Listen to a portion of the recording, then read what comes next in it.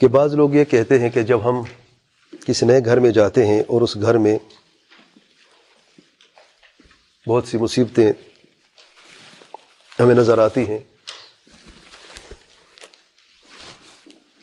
تو گھر کے اندر کوئی خرابی ہوتی ہے جس کی وجہ سے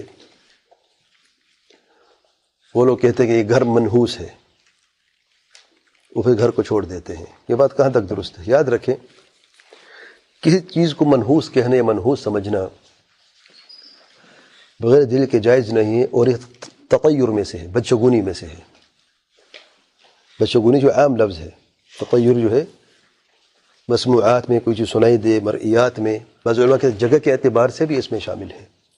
اب جگہ کا کیا قصور ہے؟ ہاں اس میں اگر کوئی جنات وغیرہ ہیں تو اللہ کے کلام پڑھو، سورہ بقرہ پڑھنے سے شیطان بھاگ جاتے ہیں۔ سورہ بقرہ پڑھو، اپنے گھر کو ایمانی ماحول بناؤ، وہ جس گھر میں قرآن کی تلاوت کی جائے اس میں شیطان نہیں رہتے۔ اللہ تعالیٰ کے پیارے پیغمبر صلی اللہ علیہ وسلم فرماتے ہیں اپنے گھروں کو قبرستان مت بناؤ۔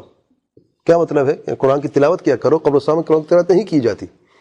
گھر کو پاک صاف رکھو، تصویریں گھر سے نکالو، کتا گھر سے نکال دو۔ جس گھر میں شیاطین داخل ہوتے تو جن بھی ہوتے ہیں، پھر وہاں پہ نحوست گھر کی نہیں، نحوست ہمارے اندر ہے، گھر والوں کی نحوست ہو سکتی ہے۔ اب در و دیوار کے کیا قصور ہے کہ وہ منحوس ہو گئے ہیں؟ ٹھیک ہے نا؟ آپ دیکھتے ہیں کہ چرچ اور جو کھنڈر تھے، بلکہ جو مندر تھے، ان کو بھی مساجد بنا گیا ہے۔ نہیں، یعنی اس جگہ سے کیا بڑی نحوست ہوگی اگر نحوست کی بات کریں ہم، جس میں بت پرستی ہو، شرک ہو۔ لیکن اس کو بھی دیکھیں آپ، جب صاف کیا گیا ہے الحمدللہ، اس میں بتوں کو توڑا گیا ہے اور اس میں توحید قائم ہے۔ اب کعبے کو دیکھ لیں، دور جہلیت میں کیا تھا؟ کعبہ تھا اور 360 بت بھی تھے۔ فتح مکہ کے موقع پر پاک صاف کر دیا گیا ہے۔ تو زمین منحوس نہیں ہوا کرتی، زمین تو اللہ کی زمین ہے۔ نحوست اگر ہوتے تو لوگوں کے عقیدے میں ہوتی ہے، لوگوں کے اندر ہوتی ہے، اس کو دور کرنی چاہیے۔ تو یہ انگلی در و دیوار کی طرف نہ کھڑی کرے، اپنی طرف کھڑی کر کے دیکھے کہ ہمارے اندر کتنی خرابی ہے۔ گھر میں جھگڑے ہوتے ہیں، بیماری ہے، یہ ہے، نہ تو صحیح عقیدہ ہے، نہ گھر میں نماز ہے، نہ گھر میں قرآن کی تلاوت ہے، نہ گھر میں رب کا کوئی خوف ہے، تو اس گھر میں شیاطین ہوں گے کہ نہیں؟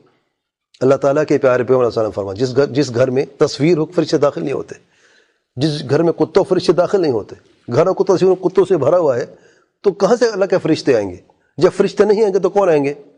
شیاطین آئیں گے۔ شیاطین کا جھگڑا ہوگا کہ نہیں ہوگا؟ بیماری ہوں گے کہ نہیں ہوں گی؟ تکلیفیں ہوں گی کہ نہیں ہوں گی؟ نہ چاکیں ہوں گے کہ نہیں ہوں گی؟ گھر ٹوٹے گا کہ بچے گا؟ اس لیے اپنے دل کو صاف رکھیں، اپنا عقیدہ درست کریں، اپنے گھر کو ایمانی ماحول دیں، جیسے کہ مومن کا گھرانہ ہونا چاہیے۔ تصویروں سے پاک رکھیں، کتوں سے پاک رکھیں۔ اللہ کی ضرورت ہو کسی ایسی جگہ پہ رہے جہاں پہ حراست کے لیے چوکیدار کتے کی ضرورت ہے، وہ باہر ہو اور اس کی حراست کے لیے اس کی اجازت ہے شرعاً، لیکن بغیر وجہ کے کتوں کو گھر کے اندر بچوں کی طرح پال رہے ہیں، بلکہ بچوں سے بھی زیادہ ان کو آسائش دی رہی ہیں، گلے لگا رہے ہیں، ان کو بوسہ کرنا کتوں کے ساتھ ہو رہا ہے، نعوذ باللہ۔ یہ کیا ہے؟ یہ کتے کو لعاب لگ جائے نا پلیٹ پر کسی برتن پر تو 7 مرتبہ دھویا جاتا ہے، 1 مرتبہ مٹی سے دھویا جاتا ہے۔ یہ منہ سے منہ لگا رہے ہیں کتوں کے، اور ان کا جو گندگی لعاب جو سارے جسم پہ، چہروں پر، گالوں پر لگ رہا ہے، کیا زندگی ہے یہ؟ پھر کہتے ہیں گھر منحوس ہے، یہ عقل منحوس ہے، یہ سوچ منحوس ہے، یہ دل منحوس ہے۔ اگر ہے تو اپنے گھر کو پاک رکھیں اور ایمانی ماحول بنائیں، انشاءاللہ جو مصیبت ہے دور ہو جائے گی۔ اور اللہ تعالیٰ کے پیارے پیغمبر صلی اللہ علیہ وسلم فرماتے ہیں الطیرۃ شرک، 3 مرتبہ فرمایا ہے۔ کیا مطلب ہے؟ بدشگونی شرک ہے۔ تو جو یہ بدعقیدگی رکھتے ہیں تو وہ شرک کرتے، اللہ تعالیٰ سے توبہ کرنی چاہیے۔ واللہ اعلم۔